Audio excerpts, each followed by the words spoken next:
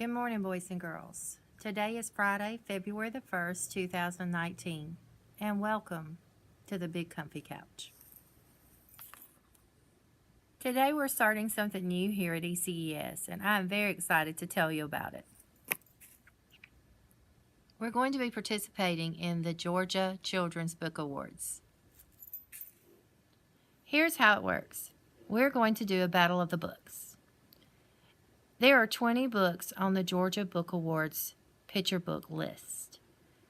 Every day I will read 2 books to you. They will battle against each other. You will choose, as a homeroom class, you will submit a vote for your favorite picture book. That book will then proceed to the next round. Our books will battle against each other until we get down to a ballot of 5 books. Then you will get an individual say. On February the 28th, you will get a ballot with 5 titles. You will then vote your favorite picture book out of the Georgia Picture Book nominees. On March 29th, there will be a conference in Atlanta, and the Georgia Book Award winner will be named. Hopefully, our vote will be just like every other child in Georgia, and our favorite picture book will win. So let's get started with the battle of the books. The first 2 books to battle are The Book Itch and I Am a Story. Let's get started. We're going to begin by reading I Am a Story by Dan Yaccarino. I hope you enjoy this book.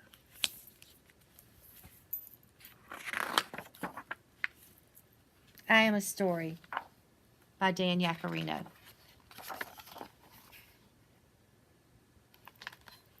I am a story I was told around a campfire.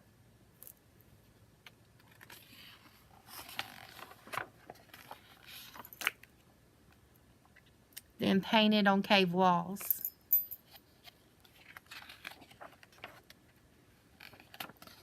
I was carved into clay tablets and told in pictures.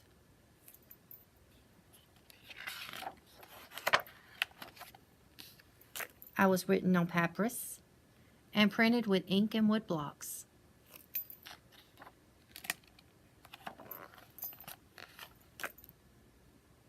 Then woven into tapestries.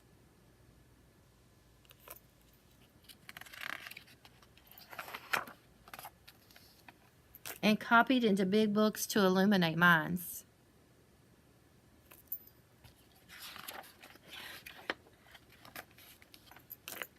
I was printed and bound.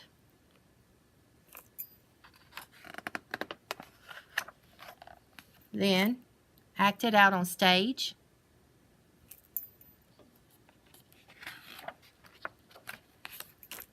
I was read in vast private libraries.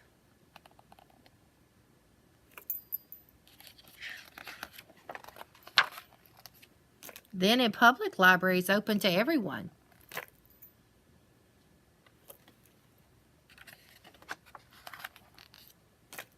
And in places you never imagine.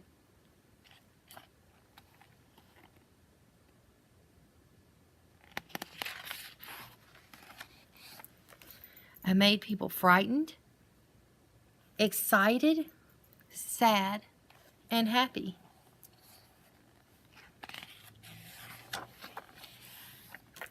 I was censored, banned, and burned, but did not die. I've inspired millions.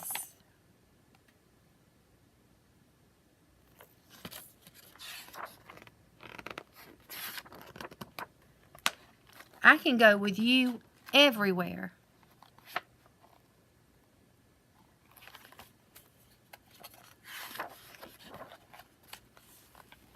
And will live forever. Because I am a story. The end. That was book 1. I Am a Story by Dan Yaccarino. The Book Itch by Vonda Michaud Nelson.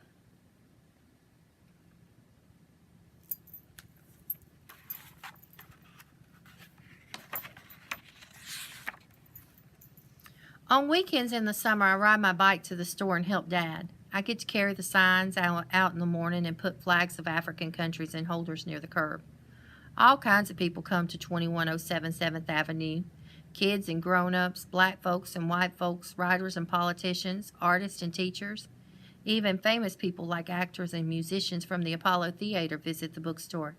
Sometimes it's so busy you can hardly get inside. One day, a crowd bigger than usual is packed around the door.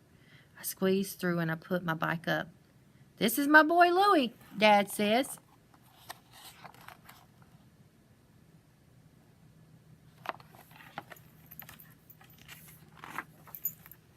It's Muhammad Ali. He's so tall I have to lean my head back to see his face. I feel his big boxer fingers close over mine. It's like shaking hands with a giant. I can't think of anything to say. Mr. Ali pushes my chin up. I guess my mouth was hanging wide open. He and Dad are laughing at me, but I don't care. I just met the heavyweight champion of the world.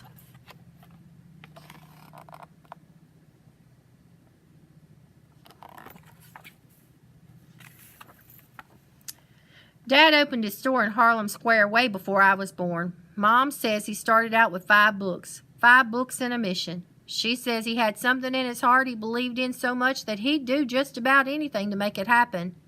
Dad says he's got the book itch and he needed to scratch it. Back then, he'd walk up 7th Avenue and on to 125th Street selling books out of a pushcart. "Don't get took, read a book," he'd yell.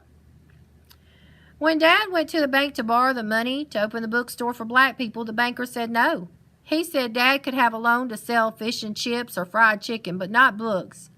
The banker told him, "Black people don't read." My dad believed they would. He washed windows, saved his pennies, and opened his bookstore.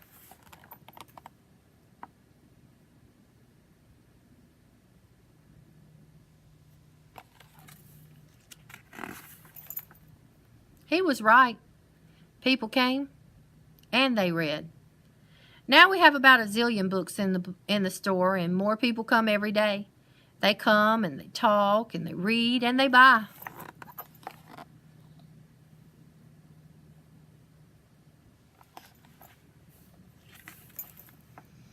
But Dad doesn't have to sell on the streets now. But sometimes we do anyway. Dad says he wants to reach people who might not know about the store or people who don't know how important books are.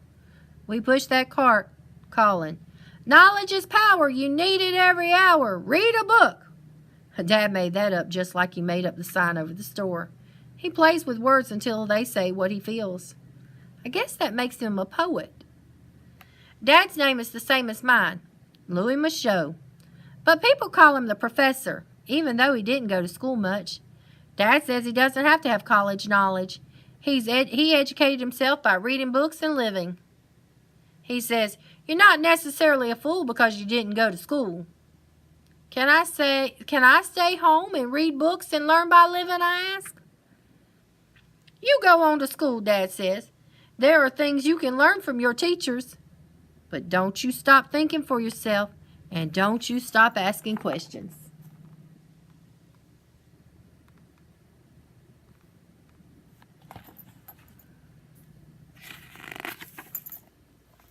Me and my dad talk about important things like truth and what it means to be free.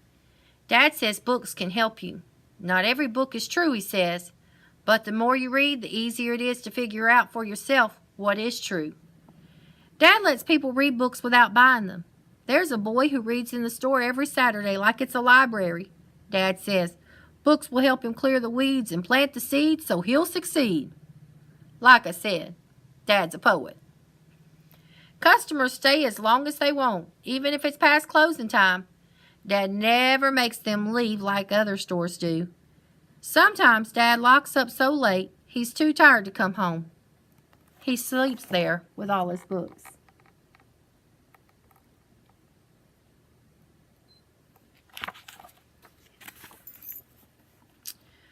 I don't always understand his poetry, but I like the sound of Dad's words. He calls the bookstore the house of common sense and the home of proper propaganda. Mom says that means the bookstore is a place to find good information and ideas. People come for more than books. They come to talk and to listen. When me and Dad set up the raised platform outside the store, people crowd around. They know there's going to be a rally. News spreads fast. Some people find out from flyers. Most folks hear through the grapevine. I like to stand on the platform and look out. People everywhere. There's some squad cars too. And Dad jokes. Anytime more than 3 black people congregate, the police get nervous.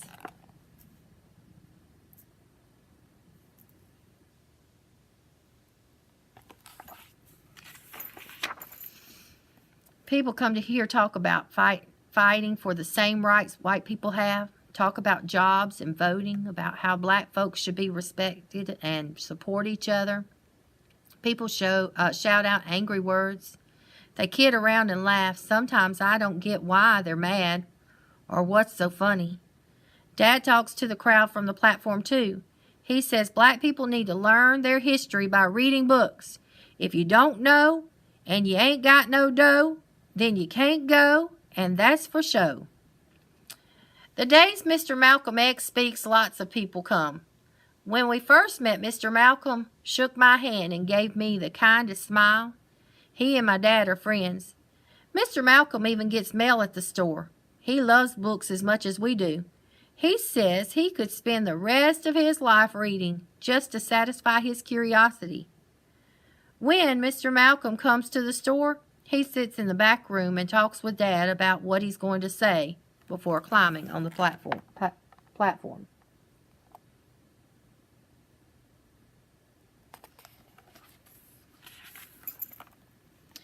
The crowd claps and cheers so much Mr. Malcolm has to wait a long time for them to get quiet before he can say anything.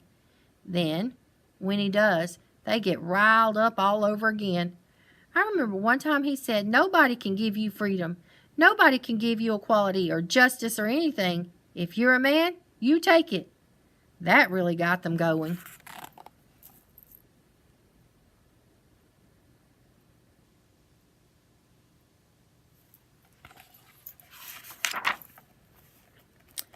There are bodyguards watching out for Mr. Malcolm. When I ask Dad why, he says Malcolm speaks the truth and there are people who don't want us to hear it. One cold day, I'm down at Rockefeller Center ice skating with my friends. When Dad comes for me, he says, hurry now. I have to get up to the Auburn Ballroom. Malcolm's expecting me. I jump in the car and Dad takes me home. Then he speeds off towards the ballroom.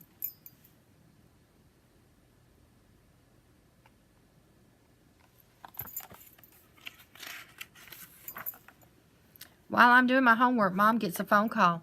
She covers her face and turns away. Mom hangs up and looks at me. Malcolm. Her eyes are wet. She can't talk for a minute. Someone shot him when he stood up to give his speech. I can't breathe. Mom opens her arms. I run to her. Don't worry, she says. Your father is coming home. In, out, and I'm breathing again. Later, I hear Dad's key in the door.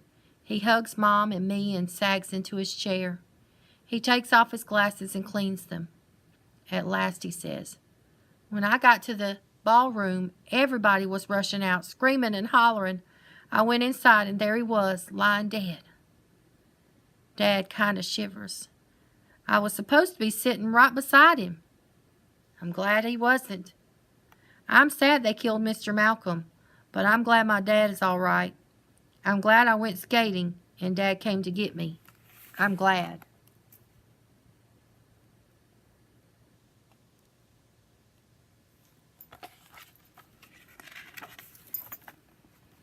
After I go to bed, Dad sits in the living room crying in the dark. I never heard Dad cry before, and I don't know what to do. I can't keep from crying too. In the morning, Dad comes to my room. He looks tired but okay. He sits on the edge of my bed and pets my forehead. Malcolm used to say, if you're not willing to die for it, put the word freedom out of your vocabulary, Dad said. They think they got rid of him, but people won't forget, Louie. His words will never leave us.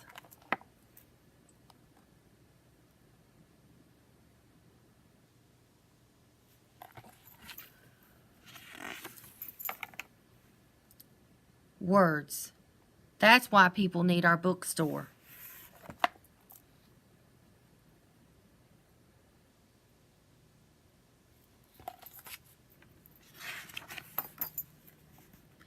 Maybe someday I'll believe in something so much I'll have the itch to make it happen. For now, I read books. I ask questions. I listen to the people on the platform outside, and I talk with my dad about the truth. Here at the National Memorial African Bookstore.